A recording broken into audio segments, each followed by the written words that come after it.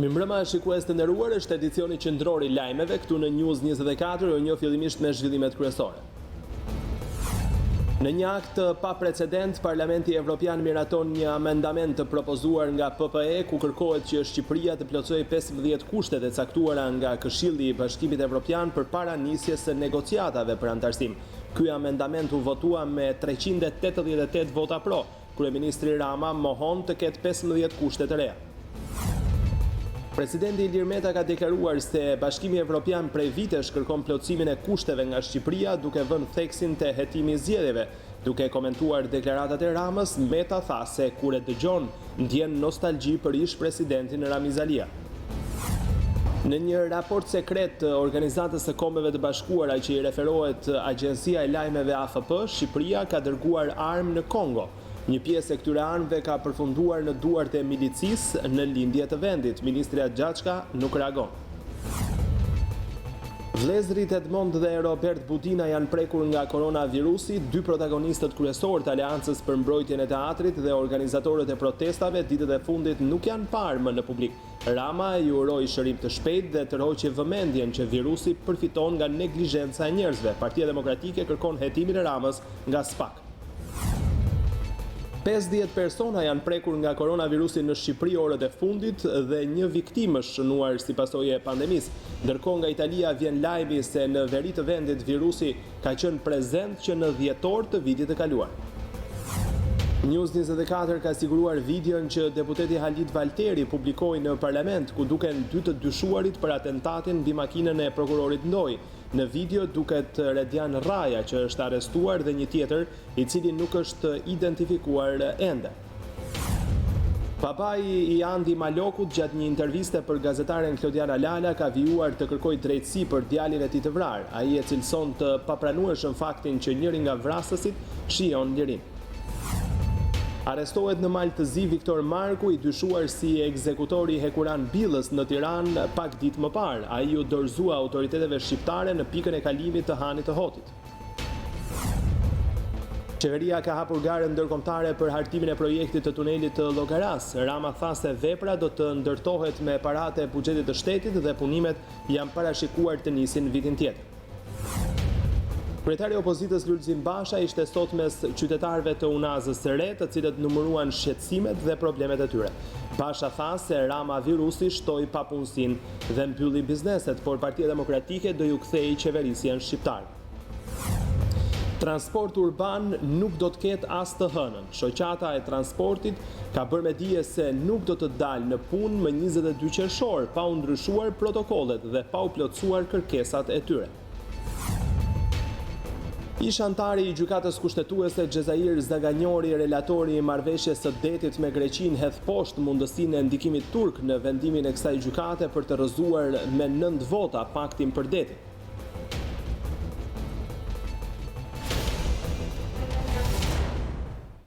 Do të vijmë tani më gjerësisht në një akt pa precedent. Parlamenti Evropian miraton një amendament të propozuar nga PPE ku kërkohet që Shqipëria të plotësojë 15 kushtet e caktuara nga Këshilli i Bashkimit Evropian përpara nisjes së negociatave për antarësim.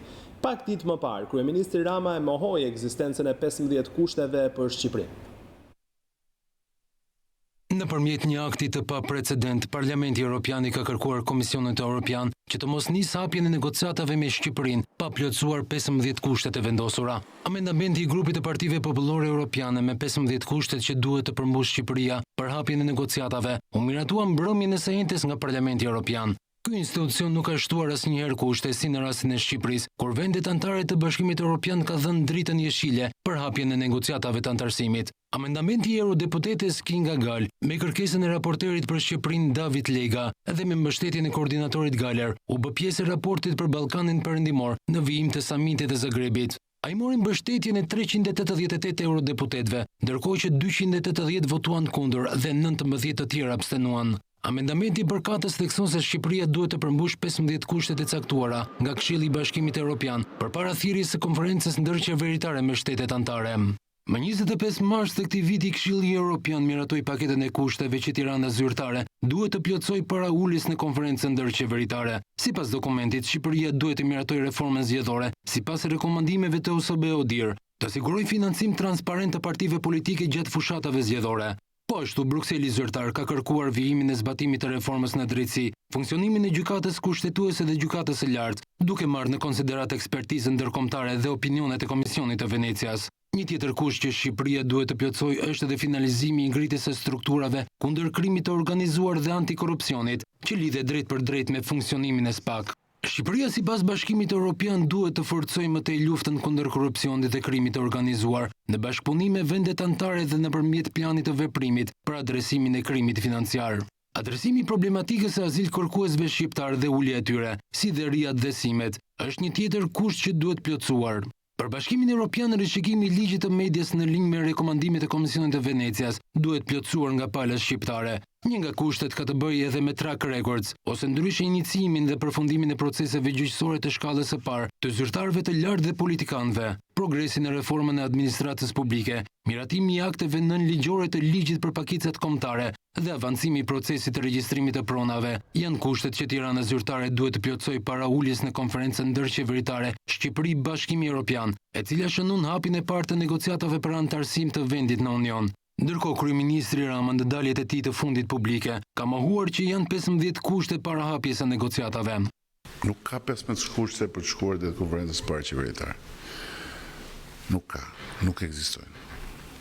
Prandaj e di që dëgjoni që përsëritet dhe përsërisin edhe ju, mos e përsërisni, nuk ka 15 kushte për të shkuar drejt konferencës qeveritare, parë ndërqeveritare. Nuk ekzistojnë.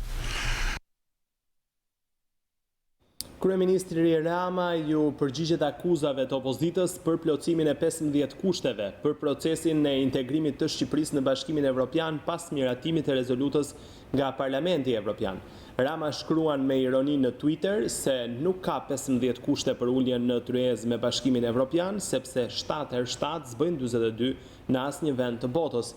Po mirë, kur pas ka 15 kushte për nisjen formale të negociatave për antarësim, për çfarë duhej kjo rezoluta e partive aleate të Partisë Demokratike në Parlamentin Evropian që u votua pa konsensus?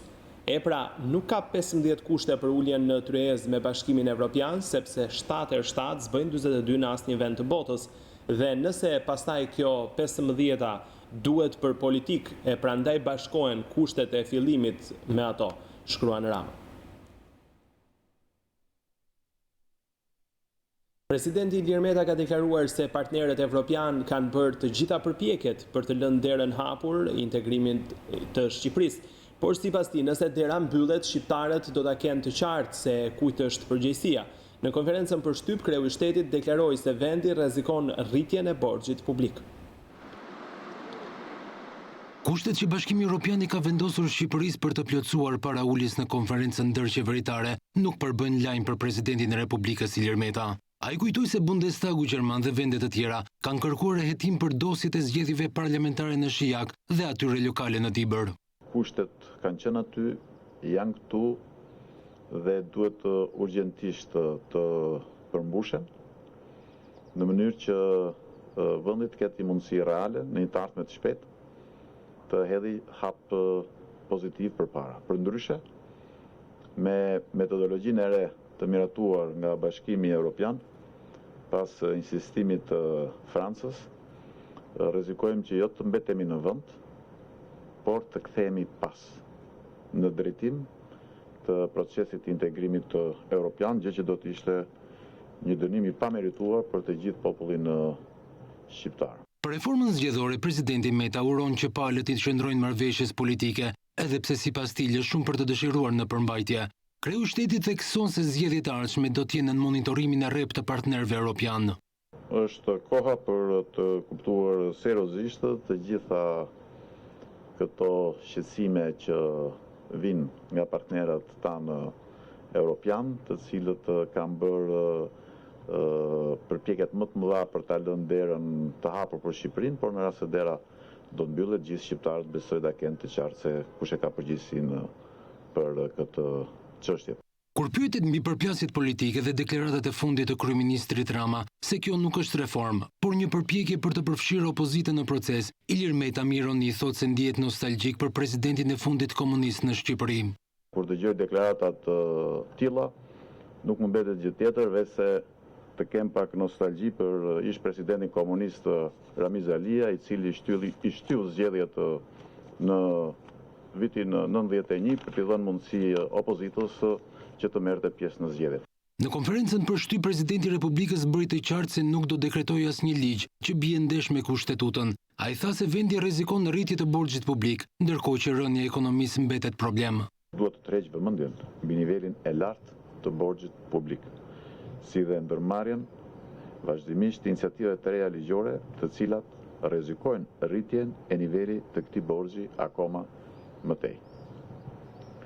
Ripërsëris nevojën e një analize të nevojave më prioritare për të përcaktuar shumën e duhur në kohë të huamarrjes dhe përmbajtjen nën kontroll të borxhit publik. Meta lajmëroi se të hënën e ardhshme do të presë në zyrë kryenegociatorin Zef Mazi për të diskutuar mbi sfidat e integrimit. Nënkryetari i Lëvizjes Socialiste për Integrim Petrit Vasili akuzon kryeministrin Rama se gënjeu publikisht, ndërkohë që më 24 mars Këshilli i Ministrave i Parlamentit Evropian i vendosi 15 kushte Shqipërisë për hapjen e negociatave. Europa na ka vendosur 15 kushte për shkak të tij. Por Edi Rama, si gënjeshtar dhe mashtrues i rëndom, i mohon. Nuk ka 15 kushte për të shkuar deri konferencës parë qeveritare. Nuk ka, nuk ekzistojnë. Dje është miratuar një rezolut, konfirmon qartë që mbështetet përmbushja e 15 kushteve e zeza në të bardhë.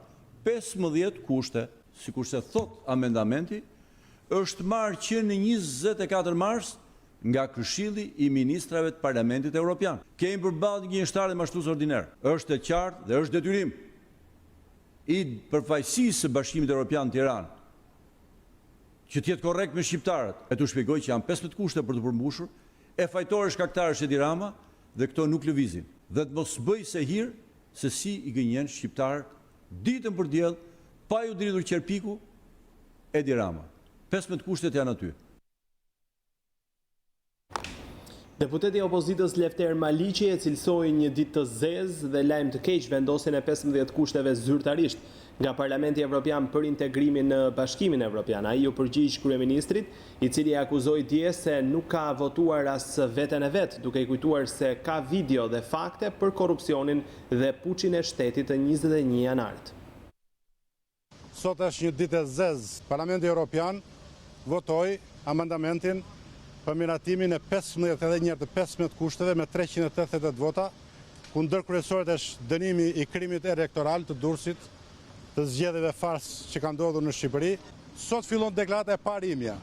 Do të jetë përballë meje në Parlamentin e Shqipërisë dhe do ta zhvesh lakuriq siç është. Mos të kujtoj ky palaço se ka vdekur Prifti dhe videot e Priftit apo kasetat të Dashi Pezës apo të lokalet e Tiranës mungojnë. Po ja përsëris, nuk mungojnë videot dhe kamerat e këtij mashtruesit, të këtij skenaristi të 21 janarit, të këtij skenaristi të puçit të shtetit, të këtij skenaristi që çfarë nuk bëri për të rrëzuar qeverinë Berisha apo edhe zotin Meta. Për t'i dhënë një përgjigje edhe më të sinqert, Dhelbrën me 2 koka do ta shikosh shumë shpejt. E mban më mirë ai do të thotë Dhelbrën me 2 koka, e shpreh ti në një grup të madh pas argjinjësh në një lokal dhe në një vend të fshet kundër puçit të 20 janarit. Paketorin e ke aty në krahun e djath, o palaço, aty atë paketor që bën emrimet dhe me lekët, atë paketor që vjedh taksat e shqiptarëve, atë paketor që komandon tendrat e shqiptarëve dhe ke aty. 4-3 del për herë të parë se ky e di mbështetjen time të fortë të majt që kam në qarkun e Beratit. Është drejt fundit, ka frikë në koalicionit, do të grisin marrëveshjen, nuk është për lista të hapura siç e kam thënë, i përdor të opozitës së re, i keni parë votat siç kanë qenë. Kjo forcë e re politike që do krijohet për të sharë qeverinë në thonjza për të marrë 100 vota në një rreth e 100 në një tjetër, po jo këto të bëj ky, por nuk fiton dot përballë dëshmërisë së shqiptarëve.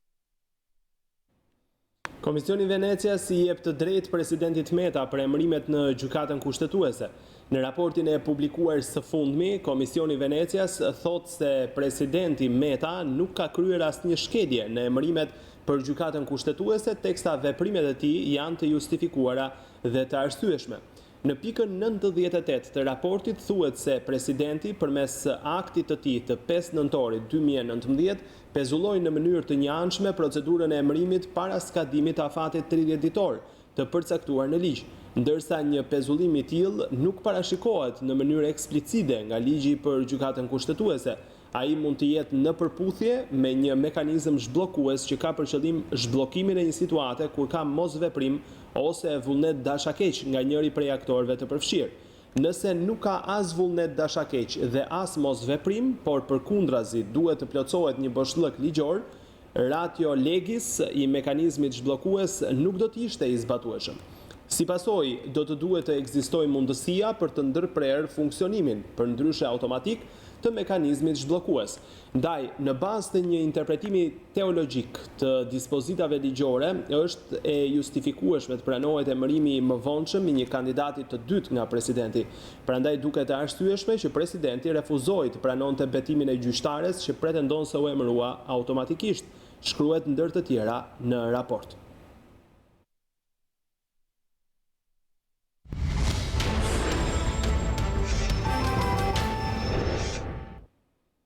Organizata e Kombeve të Bashkuara akuzon Shqipërinë se ka dërguar armë në Republikën Demokratike të Kongos. Agjencia e Lajmeve franceze AFP ka publikuar një artikull ku i referohet një raporti sekret të hartuar nga ekspert të Këshillit të Sigurimit, sipas të cilit armët ushtarake kanë rënë në duart e milicisë në pjesën lindore, ku muajt e fundit janë masakruar 1000 persona. Ministria Shqiptare e Mbrojtjes ka dërguar armë në Republikën Demokratike të Kongos. Mediat ndërkombëtare kanë shkruar se Kombet e Bashkuara kanë akuzuar Shqipërinë se bashkë me disa vende të tjera kanë dërguar armë në Republikën Demokratike të Kongos. Agjencia e Lajmeve franceze AFP ka cituar raportin konfidencial të Këshillit të Sigurimit në një artikull të botuar ditën e sotme. Vende të tjera të përmendura nga Kombet e Bashkuara përveç Shqipërisë përfshin Rumaninë, Turqinë, Afrikën e Jugut, Izraelin, Kinën, Iranin, Mbretërinë e Bashkuar, Korenë e Veriut, Sudanin dhe Shtetet e Bashkuara të Amerikës. Ekspertë të Kombeve të Bashkuara shkruan AFP kanë zbuluar se nga Shqipëria dhe vende të tjera janë dërguar instruktor dhe pajisje. Ndaj Republikës Demokratike të Kongos nuk ka sanksione për ato shtete të cilat duan të dërgojnë armë. Duhet të njoftojnë Kombet e Bashkuara siç kërkohet nga një rezolutë e vitit të 2004. AFP i referohet raportit të hartuar nga ekspertët e Këshillit të Sigurimit, ku citon se disa vende kanë dorëzuar sasi të konsiderueshme armë, municioni, pajisje dhe automjeta ushtarake për ushtrinë e vendit. Po ashtu janë dërguar edhe helikopter civil të përshtatur për përdorim ushtarak. Gjatë dekadës së fundit, një pjesë e madhe e logjistikës ajrore të forcave të armatosura të Republikës Demokratike të Kongos mbështeten në një flotë transporti e regjistruar me emra civil të huaj, që vepronin në kundërshtim me normat dhe rregullat e aviacionit civil ndërkombëtar dhe kombëtar, shkruan raporti. Organizata e Kombeve të Bashkuara paralajmëron se armët që dërgohen në Kongo po përfundojnë në duart e milicisë. Disa nga materialet që janë shpërndar forcave të armatosura të Republikës Demokratike të Kongos, më pas janë dërguar grupeve të armatosura në lindje të vendit, thot raporti sipas AFP-s.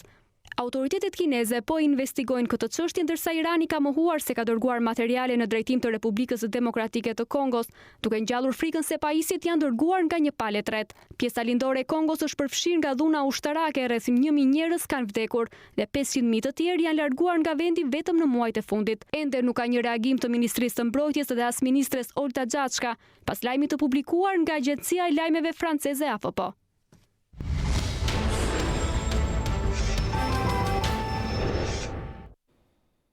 Do të kem tani komunikimin e përjavshëm me kolegët e Deutsche Welles për të mësuar më shumë lidhje me zhvillimet më të fundit atje. Gjermania do të marrë në një korrik drejtimin e presidencës së Këshillit të Bashkimit Evropian. Kancelaria gjermane Angela Merkel skicoi për këtë qëllim para parlamentit pikërendsat e presidencës gjermane. Jam tani me Auron Dodin për të rejat më të fundit. Auron, përshëndetje. Ku do të përqendrohet Gjermania në presidencën e saj? Përshëndetje. Në 6 muajt e presidencës së Bashkimit Evropian nga ana formale, Gjermania do drejtojë mbledhjet e Këshillit të Bashkimit Evropian dhe të komiteteve, dhe do të përfaqësojë Këshillin brenda institucioneve të Bashkimit Evropian dhe ndaj botës. Për sa u përket problemeve, kancelarja Angela Merkel skicoi në deklaratën e qeverisë kryesisht 3 fusha. Së pari, miratimin e fondit të rindërtimit nga Covid-19 prej 750 miliardë eurosh, si dhe miratim në buxhetit të ri të Bashkimit Evropian. Për këtë, kancelarja kërkoi që Bashkimi Evropian të veprojë në mënyrë vendimtare dhe me shpejtësi. Rindërtimin Merkeli e shet së dyti të lidhur me masat përballë ndryshimit të klimës dhe me digitalizimin. Gjermania do të mbështesë negociatat për një ligj evropian për mbrojtjen e klimës. Merkel i veçoi edhe se evropianët duhet vendosin për krijimin e kapaciteteve vetjake në furnizimin me pajisje mjekësore, por dhe në aftësitë digjitale. Si prioritet të tretë, kancelaria Merkel sheh rritjen e përgjegjësisë globale të Evropës. Për këtë do të zhvillohet një dialog strategjik me Kinën dhe marrëdhëniet me Afrikën. Kancelaria Merkel foli në mënyrë pasionante për Evropën. Ajo tha se pandemia e COVID-19 nxori në pa brishësinë e projektit evropian. Përgjigjja e Bashkimit Evropian tani do të përcaktojë të ardhmen e mirëqenies së komunitetit dhe të fuqisë së tij. Auron, çfarë pritet të bëjë Gjermania në presidencën e saj për miratimin e fondit të rindërtimit të Evropës? Synimi i Gjermanisë është që instrumenti i rindërtimit i kufizuar në kohë dhe për drejtime të caktuara, bashkë me buxhetin 7 vjeçar të Bashkimit Evropian, të miratohen deri në fund të presidencës gjermane. Kjo shkruhet në programin ende të papublikuar të presidencës gjermane të Bashkimit Evropian, të cilin e kanë parë disa media gjermane. Merkel i tha se gjendja në fillim të negociatave në Bashkimin Evropian është gjithçka, por jo e lehtë. Me këtë ajo kishte parasysh kryesisht kundërshtit për dhënien e granteve shteteve jugore. Por kancelaria shpreson që shtetet anëtare të veprojnë me frymën e kompromisit, që deri në pushimin e verës të arrihet dakordim, në mënyrë që fondi të ratifikohet nga parlamentet e 27 shteteve anëtare, dhe që mjetet të jenë në dispozicion deri në fillim të vitit 2021. Në ç'të drejtim po ecën politikisht Evropa tani, sipas kancelares Merkel? Kancelaria theksoi rëndësinë e Evropës si një projekt paqeje dhe lirie.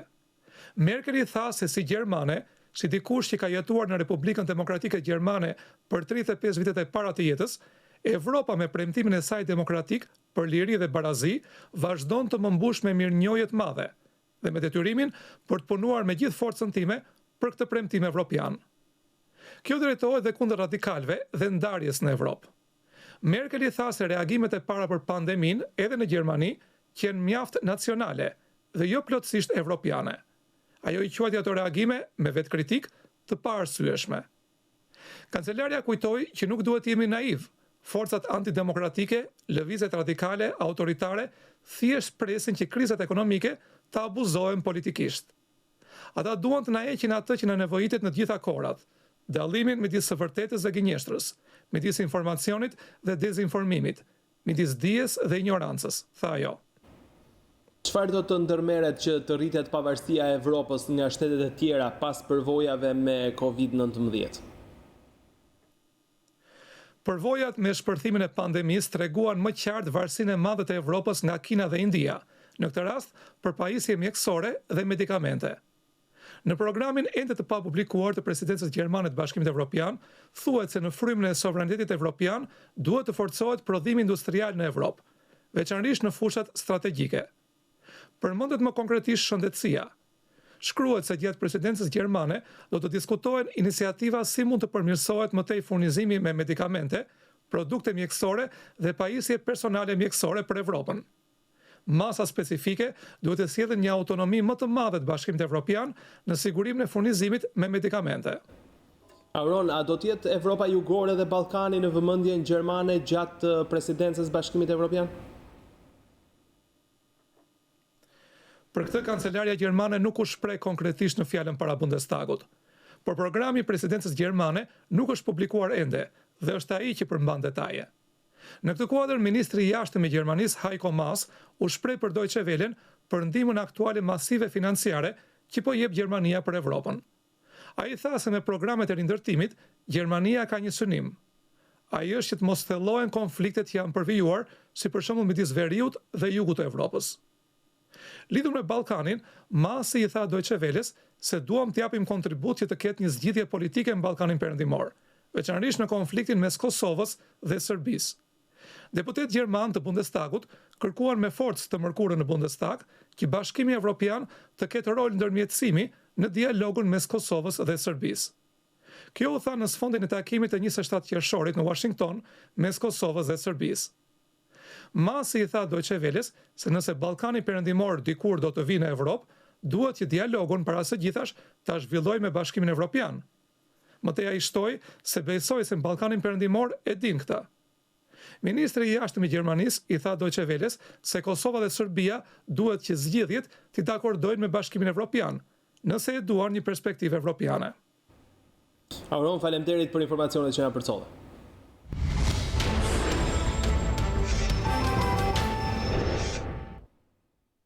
Një tjetër pacient ka humbur jetën mëngjesin e sotëm në spitalin Covid. Burime për News 24 bëjnë me dije se 69 vjeçari ka qenë më herët i shtruar në shërbimin e hematologjisë, ku bashkë me disa pacientë të tjerë u infektua. Në 24 orët e fundit ka një rritje të shtrimeve në infektiv, ku numërohen 64 të shtruar nga 55 që ishin një ditë më parë, ndërsa janë zbuluar 50 raste të reja. 4 persona kanë ndruar jetë si pasojë e Covid-19 në 48 orë. Viktima e fundit, një 69 vjeçar nga Kruja, vuante nga leuqemia akute. Burime për News 24 bëjnë me dije se 69 vjeçari me profesion noter ishte infektuar gjatë shtrimit në shërbimin e hematologjisë, fakt që nuk tregohet nga Ministria e Shëndetësisë. Një 69 vjeçar nga Kruja me leukozë akute ka ndruar jetë në spitalin infektiv, i prekur nga Covid-19. Pavarësisht mjekimit intensiv për 10 ditë, pavarësisht përpjekjeve të personelit mjekësor, ai ka ndruar jetë. 69 vjeçari është viktima e tretë mes pacientëve të infektuar në shërbimin e hematologjisë, ndërsa më herët janë regjistruar 6 jetë të humbura mes të stëmurve, që ndodheshin të shtruar në shërbimin e mjekësisë interne në QSUT, ku zbulua vatra e madhe e infeksionit. Ndërkohë burime për News 24 bëjnë me dije se janë regjistruar 12 shtrime të reja dhe 3 pacientë shëruar kanë lënë spitalin. Zyrtarisht në spitalin infektiv ndodhen 64 të shtruar, 9 shtrime më shumë se dje. Ka rritje të shtruarve në spitalin infektiv. Kemi 64 pacientë hospitalizuar, 7 janë në terapi intensive, një rast është i intubuar. Ndërkohë mbeten të larta shifrat e të infektuarve me Covid. Në 24 orët e fundit raportohen 50 raste të reja me Covid-19 ku dominon Tirana, Kruja, Lezhë dhe Shkodra.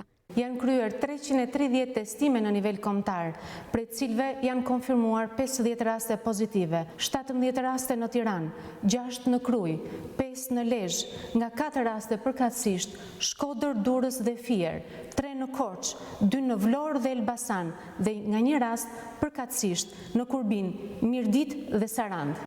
Nga 50 rastet e reja të konfirmuara sot me Covid-19 është identifikuar edhe një punojëse e qerdhes numër 11 në Tiranë. Mësohet se ditën e premte më datë 12 qershor në momentin e paraqitjes në punë duke zbatuar protokollin dhe rregullat anti-Covid, u konstatua se punojësia kishte temperaturë të lartë. Mësohet se qerdhja numër 11 në Tiranë nuk është mbyllur. Sa kaq në kopshtin numër 7 në Vlorë janë bërë tampona gjithë stafit pasi bashkëshorti një kuzhinjereje kishte rezultuar pozitiv me Covid një ditë më parë.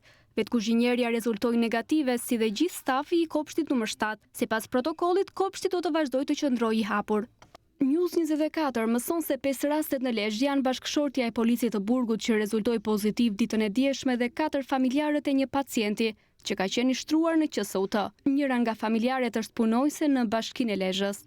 Ndërkohë në Sarandë, një 23 vjeçare nga zona e manastirit Prank Samirit ka shkuar dje me pneumoni në spitalin e Sarandës, ku i është marrë tamponi dhe sot ka rezultuar pozitive. Rastet në Korçë me Covid-19 mësohet se janë banues të fshatrave. Burime bëjnë të ditur se janë 2 raste brenda së njëjtës familje. Bëhet fjalë për burrë e grua, ndërsa rasti tjetër është një vatër e re pa kontakte me të infektuarit e parë. Të gjithë personat pozitiv me Covid-19 mësohet se janë infektuar në qendrën spitalore universitare Nën Tereza, ku kishin shkuar për të marrë shërbime shëndetësore. Mësohet se 3 të infektuarit po trajtohen në kushte shtëpie dhe gjendja e tyre shëndetësore është e stabilizuar. Vëllezërit Edmond dhe Robert Budina janë prekur nga koronavirusi. 2 protagonistët kryesor të Aleancës për mbrojtjen e teatrit dhe organizatorët e disa protestave ditët e fundit nuk janë parë më në publik. Rama ju uroi shërim të shpejtë dhe të roqe vëmendjen që virusi përfiton nga neglizhenca e njerëzve.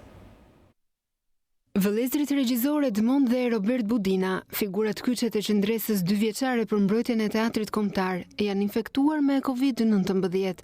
Lajmin vetë familjarët e mësuan nga mediat që citonin Ministrinë e Shëndetësisë, ndërsa konfirmuan se Robert Budina kishte bërë tampon, por ende nuk kishte marrë përgjigje.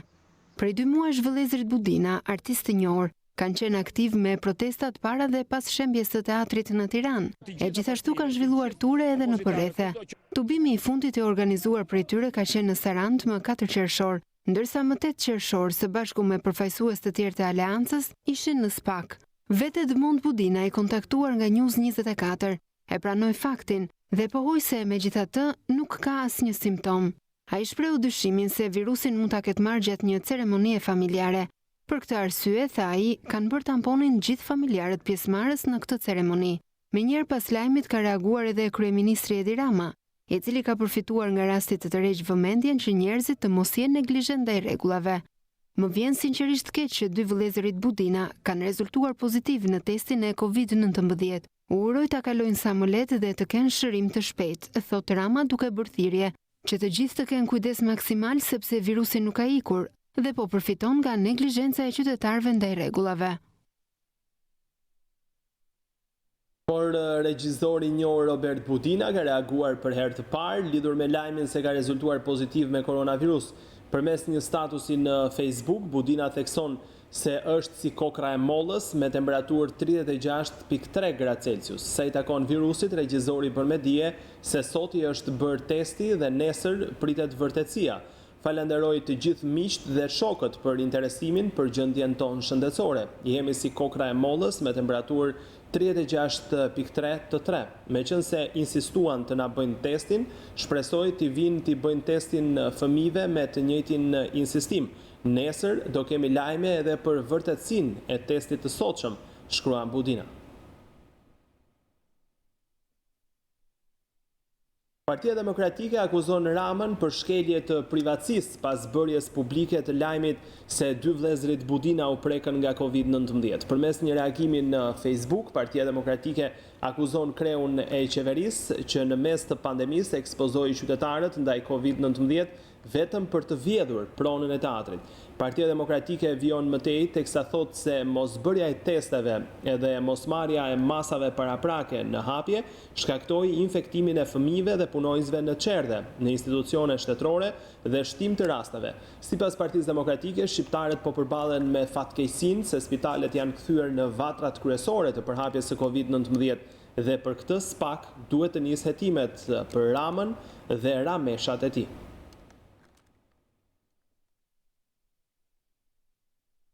Qytetarët në përditshmëri duket se kanë harruar virusin dhe të paktë janë ata që përdorin maska. Të pyetur për rikthimin e karantinës, ata shprehen se kjo do të ishte fatale dhe goditje e rëndë për ekonominë. Ndonse numri të infektuarve me COVID-19 këtë javë ka pësuar një rritje rekord që nga fillimi i pandemisë. Qytetarët në jo pak raste sillen të shkujdesur madje edhe duke sfiduar virusin vdekjeprurës. Nga një vëzhgim i bërë nga kamera e News 24, në shumë raste ata ecnin pranë njëri tjetrit madje pa maska, duke u kthyer kështu në rrezik për veten dhe të tjerët.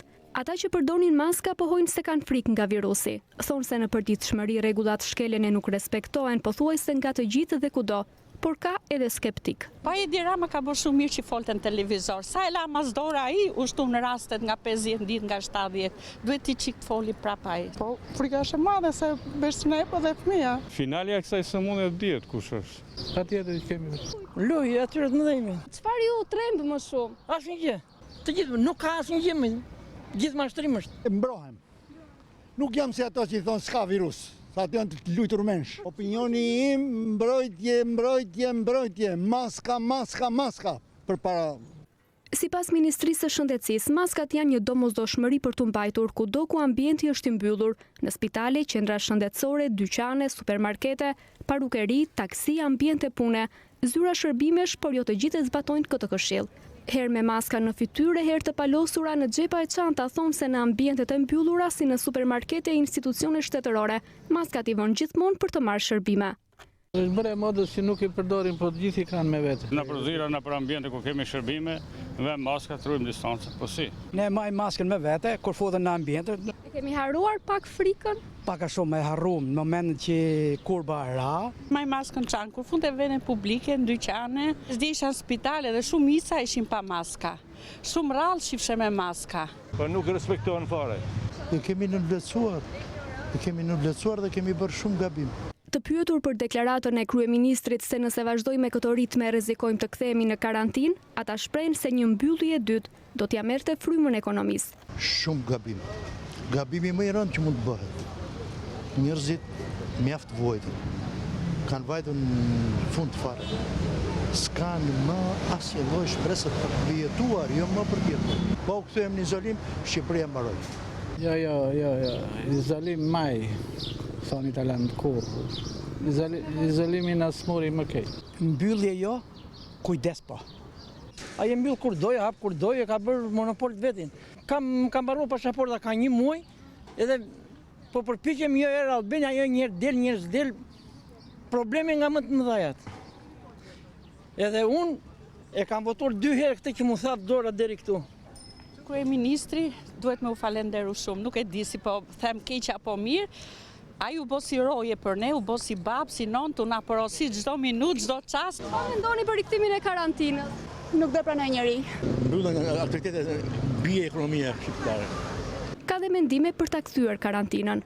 Edhe mund ta kthej dhe ka të drejtë për atë që foli. Të ishte i pjesshëm, për moshën tonë ndoshta. Nëse është e nevojshme edhe një të mbyllet. Jeni dakord? Të vdesim ne, para jetës s'ka asgjë, çdo gjë bëhet. Aktualisht, sistemi shëndetësor zotron 400 shtretër, nga të cilët mbi 50 janë të zënë. Vendi shkon në izolim nëse numri të shtruarve arrin në 400, tha një ditë më parë drejtori i urgjencës kombëtare Brataj.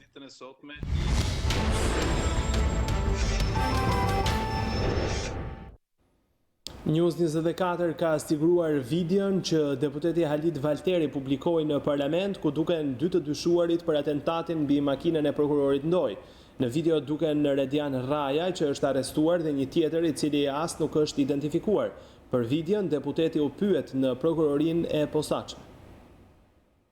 News 24 siguron videon që deputeti Halit Valteri publikoi në sallën e parlamentit, ku shfaqen 2 personat e dyshuar për atentatin mbi autometin e prokurorit të Durrësit Arjan Ndoj tek mbikalimi i Shkozetit pas ditën e 1 nëntorit të vitit kaluar. Atentatorët janë fiksuar nga kamerat e një biznesi fill pasi braktisin makinën e krimit në fshatin Shkafan, të cilën nuk arritën ta digjnin. Ata duken teksa ecin qetësisht në këmbë, derisa sipas hetimeve hipi në makinën e të dyshuarit Ariol Halilaj, i cili i largoi nga vendi i krimit dhe i strehoi. Personi veshur në të zeza dhe kapele sipas prokurorisë së posaçme është Redian Raja, i arrestuar si një nga atentatorët mbi automjetin e prokurorit ku mbeti i plagosur vet Arjan Ndoj. U plagos miku i tij Aleksander Laho, i njohur me Nofkën Rumi, si dhe shoferi Andi Maloku, që ndroi jetë më vonë në spital. Atentatori i dytë, edhe pse është i pamaskuar, nuk është identifikuar ende nga prokuroria. Ky e fundit thotë se për identifikimin e tij është drejtuar për ndihmë autoriteteve të huaja. Kjo video është pikërisht ajo që deputeti Halit Valteri e mori nga babai i shoferit të prokurorit Arjan Ndoj, i riu që mbeti i vrarë në atentat. Një ditë pas publikimit në parlament, deputeti u thirr në SPAK dhe dha shpjegime ndër të tjera edhe për mënyrën se si ra videoja në duart e tij. Në dalje të prokurorisë, Halit Valteri, i cili mbante në duar një kushtetut, refuzoi të jepte shpjegime për mediat, duke thënë se gjithçka deklaroi është sekret i hetimit. Nuk mund të bëj asnjë prononcim pasi kam firmosur një proces verbal ku thuhet që çdo lloj deklarimi që unë jap për këtë çështje deri në përfundimin e hetimit është vepër penale.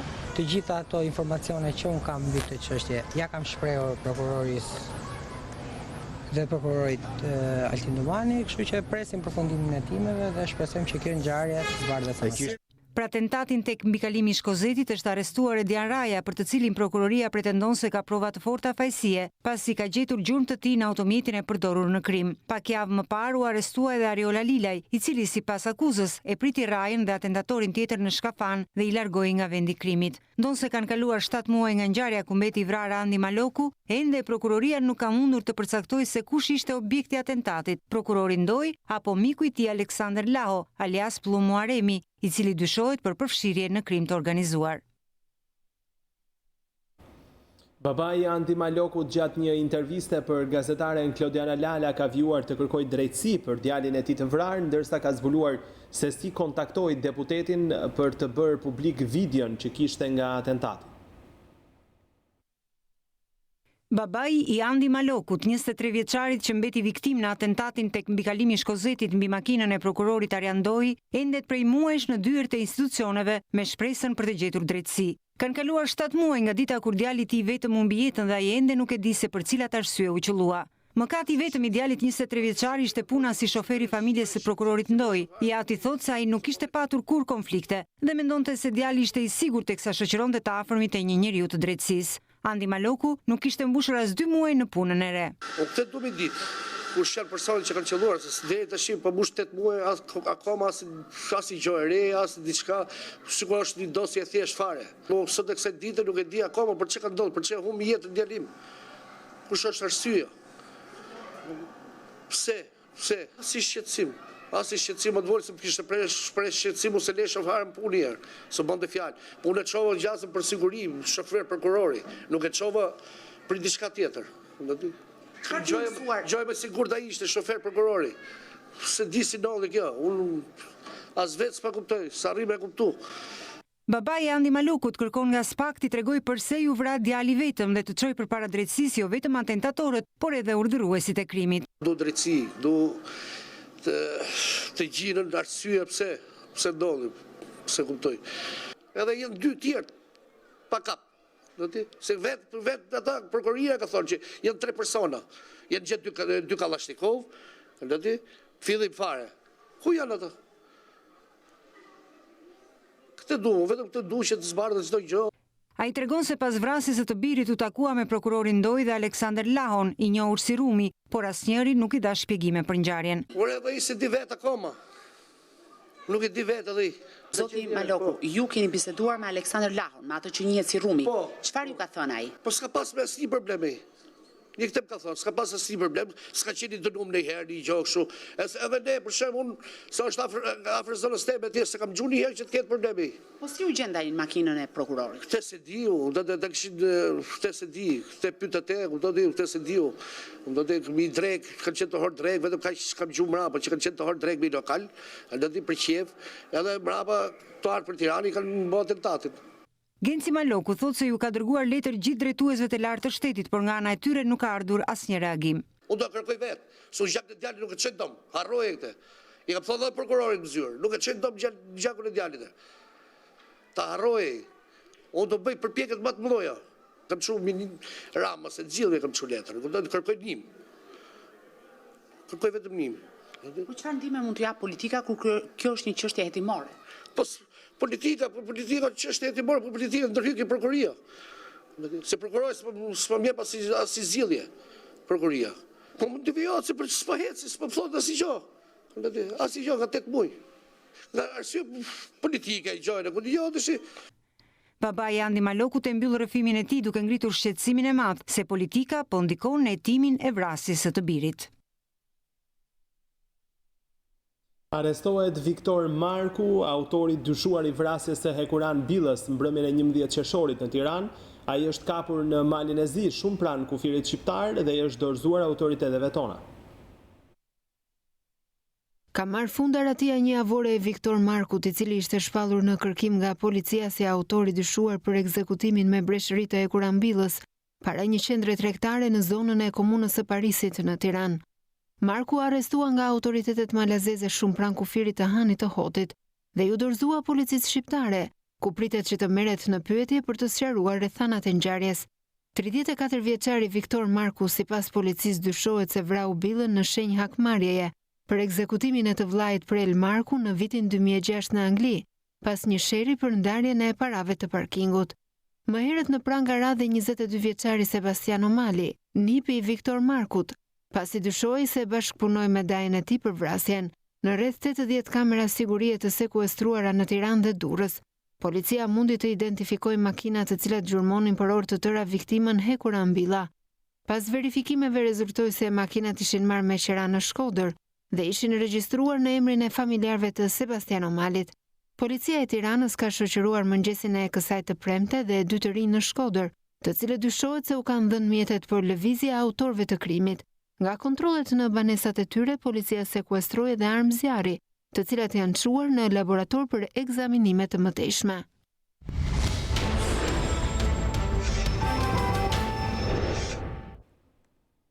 Qeveria ka hapur garën ndërkombëtare për hartimin e projektit të tunelit të Llogaras. Vepra do të ndërtohet me paratë e buxhetit të shtetit dhe punimet janë parashikuar të nisin vitin e ardhshëm. Tuneli Llogaras do të ndërtohet me paratë e buxhetit të shtetit. Qeveria ka hapur garën ndërkombëtare për realizimin e projektit që më pas do të pasohet me tenderimin e ndërtimit.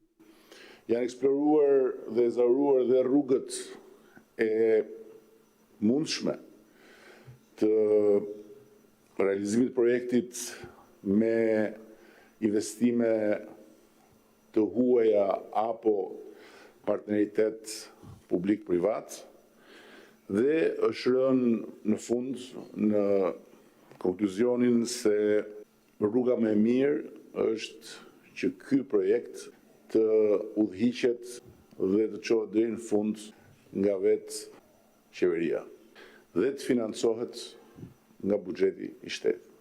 Sipas qeverisë, ky projekt do të jap një impuls të ri zhvillimit strategjik të zonës së jugut. Do të krijojë një akses krejt tjetër drejt zonës dhe natyrisht do të shërbejë si një katalizator shumë i fuqishëm i zhvillimit të turizmit në të gjithë rivierën joniane.